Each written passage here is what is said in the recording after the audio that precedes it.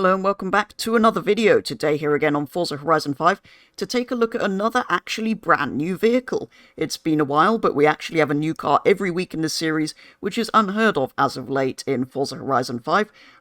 This first one, of course, being the Rimac Nevera, which is actually the least interesting of the four new cars we've got, I think, and I'll get on to why in a minute. To win this car, you must complete 20 points in the summer season, which gives you another day to go and get this car at the time of the recording if you haven't been able to already. And I think you probably should, it is quite a cool one. As we can see in the thumbnail, it actually has some interesting paint groups, with the white and then the blue carbon. But for some reason, the blue carbon only shows in the thumbnail image. If you leave it this default colour, the carbon is grey. It does, though, like I said, have some paint groups.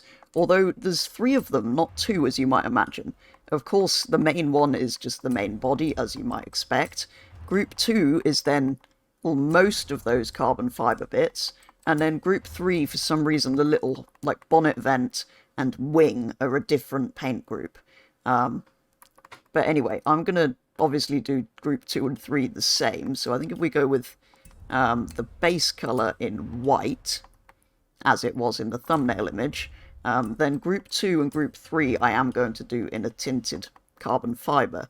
I did actually go in and make a colour I quite like already, this purple carbon fibre of course, so a slight variation from the default blue, but I'm going to put that on Group 2 and Group 3, and then, well, I actually think we have quite a cool colour scheme, sort of similar to the stock one, but with my own little twist on it. The reason it's the least interesting car this series, to me at least, and some of you guys have probably already guessed why this is because it's nearly identical to the Rimac Concept 2, which has been in the game forever.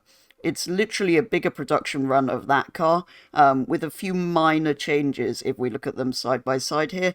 But yeah, there's not a lot to tell the difference between them visually at least. The performance is also slightly different, with this new one having 1,893 horsepower, up somewhat from the Concept 2's 1,887. It also weighs 2,150 kilos, so as well as being more powerful, it is heavier than the Concept 2, putting it at 968 PI S2 class from standard, where the C2 was down slightly at 963. So Forza clearly think that additional horsepower outweighs that additional weight in the Nevera compared to the C2. The other slight difference you might notice with this, and slight advantage to it, is it does actually have 2 different driving modes, track and drift. So in track it'll have an active wing and handle very well, as you can see. If I brake and accelerate and things, the wing moves, whereas if I pull over and put it into drift, that's the horn, the wing is then permanently in this fixed position, and it does this. No. But obviously you can drift it better than that if you want to have a go with it. Interestingly though, in a drag race, the C2 seems to be almost a second faster at a 13.5 rather than a 14.4. One difference between the two as well I noticed when I tried that was that the Concept 2 of course had 2 gears in Forza, which for some reason you manually shift, whereas the Nevera doesn't. It's just a single speed, as it probably should be. And I'm afraid to say it's the same story with top speed. Whilst the Nevera will hit a quite substantial 259 miles per hour, the C2 does just about beat it, hitting 261. So there's not much in it, but again, the C2 is just better.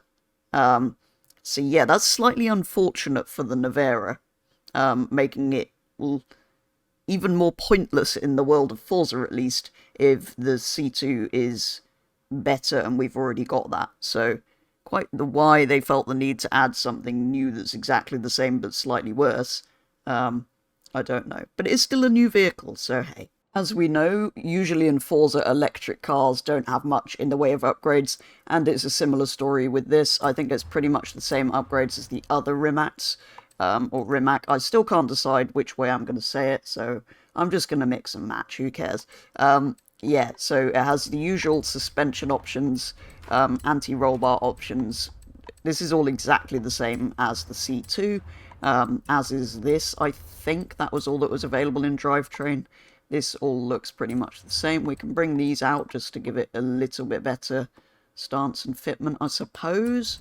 It's quite heavily cambered, actually, from standard, which is interesting. Cambered from standard, that almost rhymes.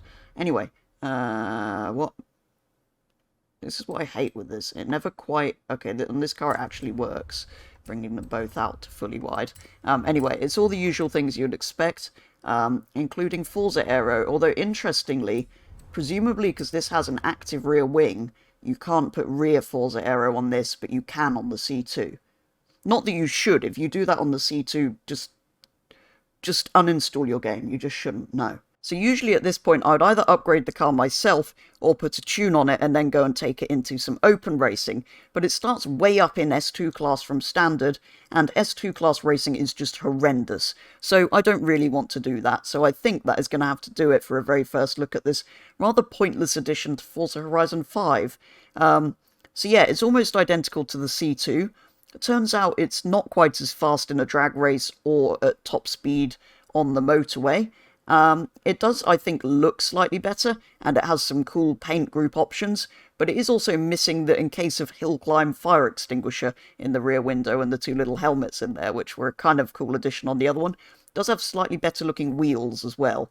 So yeah, visually I think it's better apart from the missing fire extinguisher, and you can put this really cool kind of two-tone look on it. But yeah, in terms of performance, it is actually worse than the C2, it turns out. So that's slightly a shame, and they are very, very similar, so it wasn't really necessary to have both. But there you go, it is still a cool car, so I do think you should go and get it if you haven't already, to play about with the paint options and, well, have a nice car for driving about in, I suppose. But as I say, there are 4 new cars this series. Each week there will be a brand new car, so next week I believe the first of the Cadillacs will be out for us to have a look at, so watch out for a video on that then. But for now, thank you very much for watching, and I'll be back with the next video very soon.